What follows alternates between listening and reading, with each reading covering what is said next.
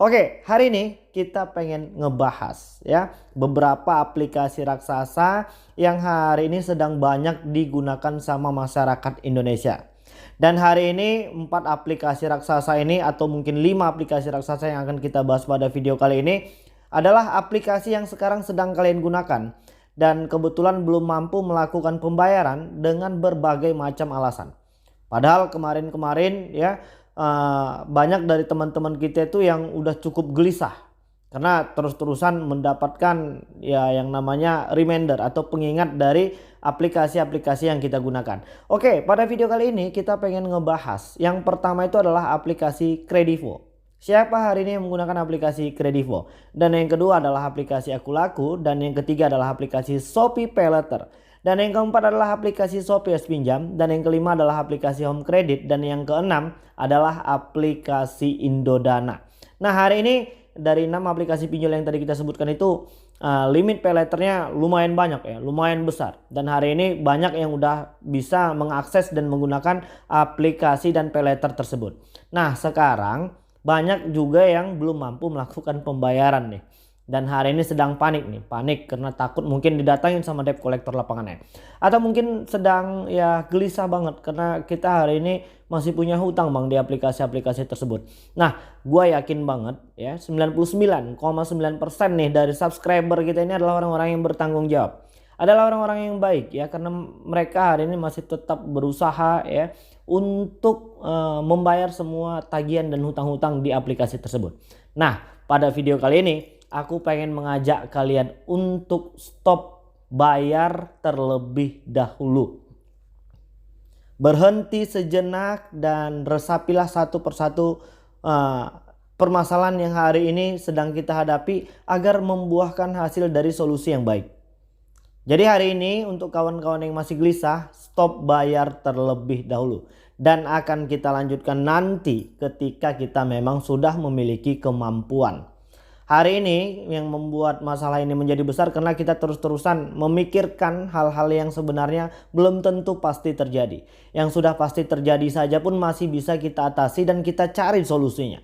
Hari ini masih banyak yang membayangkan kalau ketemu dengan debt collector lapangan. Dan apakah dari 6 aplikasi yang tadi abang sebutkan sudah memiliki debt collector lapangan atau tidak bang? Nah, untuk di aplikasi Kredivo. Aplikasi Kredivo memang sudah memiliki debt collector lapangan. Tapi tidak untuk di semua daerah. Masih hanya untuk di sekitaran daerah-daerah kota-kota besar saja. Dan untuk di aplikasi Akulaku juga masih seperti itu. Mereka memang sudah memiliki debt collector lapangan. Untuk aplikasi Shopee Pay dan Shopee Pinjam itu masih cukup jarang ditemukan adanya debt collector lapangan. Jadi kita masih bisa punya kesempatan lah ya untuk melunasi semua utang-utang yang hari ini sedang kita hadapi. Dan untuk di aplikasi Home Credit juga masih seperti itu. Memang mereka sudah memiliki debt collector lapangan. Dan untuk di aplikasi Indodana masih cukup jarang ditemukan debt collector lapangan dari aplikasi Indodana tersebut. Nah, oke ya, untuk teman-teman yang bertanya apakah mereka ini legal OJK atau tidak, memang ya mereka sudah legal OJK, mereka memiliki status terdaftar dan berizin di OJK. Dan untuk kawan-kawan yang hari ini sedang gelisah ya, coba pikirkan sumber masalah hari ini menjadi berat itu karena kita terus membiarkan pemikiran-pemikiran liar kita ya menakut-nakuti kehidupan pribadi kita, sehingga terpecahlah konsentrasi untuk bekerja ya. Berkeluarga pun hari ini sudah bolak-balik marah sama anak-anak yang ada di rumah. Nah, ini kan nggak jelas banget. Nah, di video kali ini aku pengen mengajak kalian itu ya untuk membereskan itu terlebih dahulu.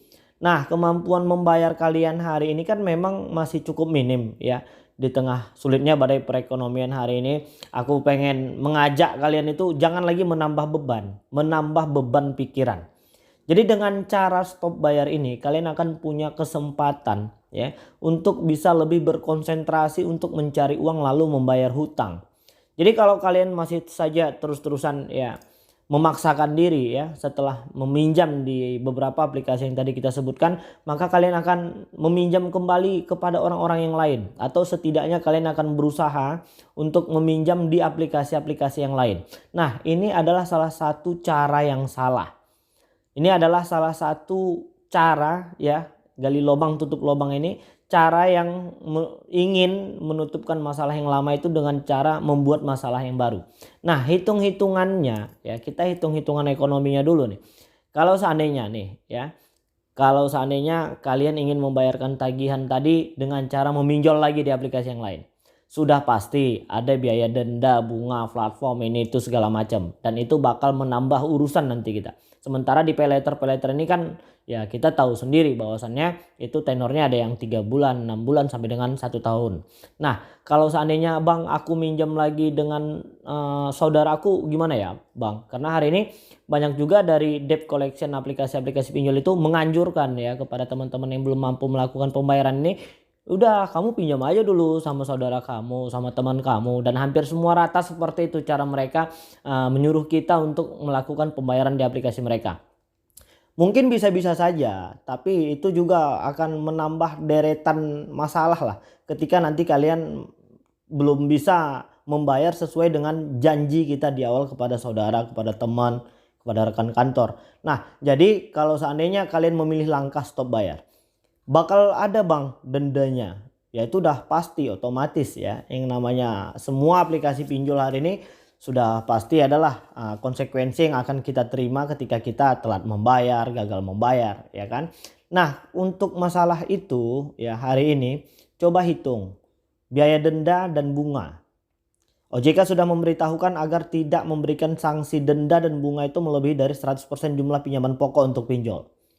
Nah, kalau seandainya tadi kemarin kalian menggunakan paylater atau S-Pinjam atau mungkin paylater yang lain atau pinjam uangnya itu sekitar 2 juta. Nah, Bang, itu berapa Bang biaya denda dan bunga yang paling banyak ya yang diperbolehkan oleh pihak OJK diberikan kepada debitur yang belum mampu melakukan pembayaran? Paling banyak itu juga 2 juta. Nah, di awal kita pinjam 2 juta. Maka hari ini kita telat membayar, nggak mampu membayar lagi. Maka biaya denda dan bunga yang paling banyak yang boleh diberikan oleh pihak aplikasi itu kepada kalian sebesar jumlah pinjaman pokok di awal. Jadi nanti totalnya 4 juta. Dan itu kalau menurut aku secara pribadi itu jauh lebih baik ya. Jadi kita masih punya kesempatan dan menenangkan pikiran. Lalu banyak yang bertanya-tanya apakah 6 aplikasi ini memang sudah terkoneksi ke Slick OJK Bang? Hari ini banyak yang sudah mendapati pesan bahwasannya ketika Anda tidak melakukan pembayaran maka akan berpengaruh kepada Slick OJK kalian. Banyak ya yang sudah mendapatkan pesan seperti itu. Jawabannya sudah, 6 aplikasi ini sudah terkoneksi ke Slick OJK. Lantas bagaimana Bang kalau seandainya kita telat bayar atau gagal bayar di aplikasi tersebut? Maka akan ada catatan buruk ya. Catatan bahwasannya kita punya hutang di aplikasi A, B, C, D, E tadi. Nah, apa kira-kira efek negatifnya ketika kita masuk atau terkoneksi ke Slick OJK dari aplikasi yang tadi tersebut? Ya palingan itu menjadi gini ya, sebelum melanjutkannya aku pengen ngasih tahu dulu bahwasanya Slick OJK itu merupakan raport ya.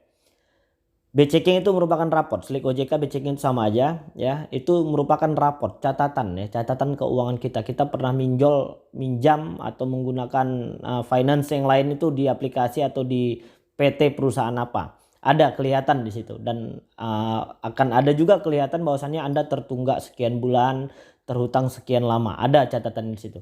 Nah, efek negatifnya ketika kita ya yang hari ini sudah masuk ke dalam blacklist B-checking. Bagaimana cara menyelesaikannya? Ya tinggal bayar utangnya, maka secara otomatis pula nanti blacklist B-checking tadi akan kembali pulih bersih. Dan efek negatifnya ketika nanti kita pengen apa ya, mungkin dari teman-teman ada yang pengen kredit mobil sport kali, atau mungkin ada yang pengen kredit jet pribadi. Nanti ketika kita pengen kredit dan melakukan pengajuan di sebuah finance, maka mereka akan cek, dan itu pun akan kembali kepada finance-nya.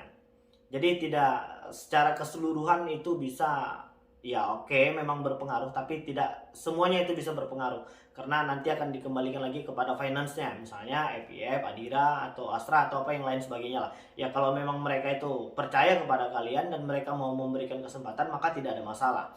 Jadi udah cukup jelas. Oke ya, yang masih pengen tanya-tanya kalian bisa menuliskannya di kolom komentar. Yang penting kalian stop bayar dulu sambil mengumpulkan uang. Kita kumpulkan dan pulihkan kembali pikiran ya, jiwa kita hari ini yang mungkin udah ketakutan aja nih. Coba buang dan berpikirlah secara positif ya, dan jangan lagi menghabiskan waktu dan energi hanya untuk menakut-nakuti diri sendiri. Hari ini masih banyak pertanyaan-pertanyaan, Bang, apakah debt collector ini datang ke rumah, apakah mereka akan teriak-teriak, dan berapa lama setelah telat bayar baru mereka ini datang ke rumah. Nah, kalau seandainya juga mereka datang, kalau mereka datang dengan baik, sopan dan santun, ya udah kita layanin aja dan kita wajib kooperatif. Toh mereka juga adalah saudara-saudara kita sebangsa setanah air hari ini yang sedang menjalankan tugasnya. Jadi jangan dibuat ribet gitu. Hari ini hidup kita udah ribet, ditambah lagi dengan pemikiran-pemikiran yang membuat kalian tambah susah.